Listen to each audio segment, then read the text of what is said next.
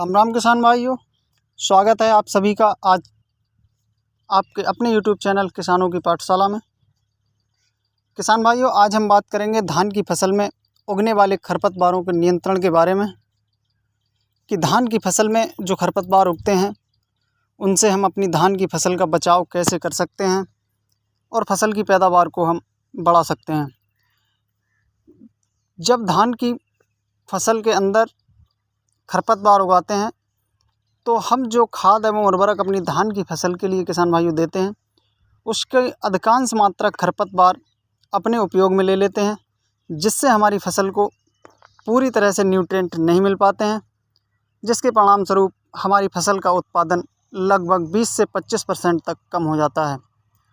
किसान भाइयों, आपको अपनी धान की फसल में कई तरह के खरपतवार देखने को मिलते हैं, जैसे मोथा, गाजर घास, दूब, सांवा, बिसखपरा आदि इस तरह के बहुत से खरपतवार देखने को मिलते हैं।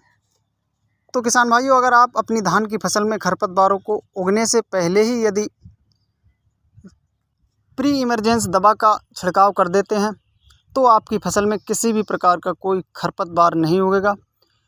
प्री इमरजेंस दवा के रूप में आप प्रेटिलाक्लोर, ब्यूटाक्लोर आदि दवाओं का स्प्रे कर सकते हैं और आप अपनी धान की फसल में खरपतवार उगने से रोक सकते हैं। किसान भाइयों, अगर आपकी धान की फसल में खरपतवार उग चुके हैं, यानी आपने पहले प्री इमरजेंस दवा का छिड़काव नहीं किया है, तो उसके बाद आपको अन्य दवाओं का स्प्रे करना है। तो मैं आपको बताने वाला हूं कि आपको कौन कौन से दवा का स्प्रे करना है। तो किसान भाइयों, जब आपकी धान की फसल की रोपाई को लगभग 25 से 30 दिन हो गए हों तो आप इन दवाओं का स्प्रे करें। हम बात करते हैं कि आपको इस स्प्रे में कौन सा टेक्निकल लेना है। तो एक तो किसान भाइयों, आपको लेना है बिस्पारीवैक्स सोडियम 10%, जो आपको नॉमिनी गोल्ड में भी देखने को मिल जाएगा। इसके अलावा अन्य अच्छी कंपनियों का भी ये टेक्निकल मार्केट में उपलब्ध है, जैसे क्रोपनोसिस का आता है बिस्पा, ओसवाल का ओमनी गोल्ड, अडामा का नरकेस आदि। इन सभी में बिस्पारीवैक्स सोडियम आपको देखने को मिल जाएगा। अब आपको इसकी 100 से 125 ml मात्रा प्रति एकड़ की दर से लेनी है।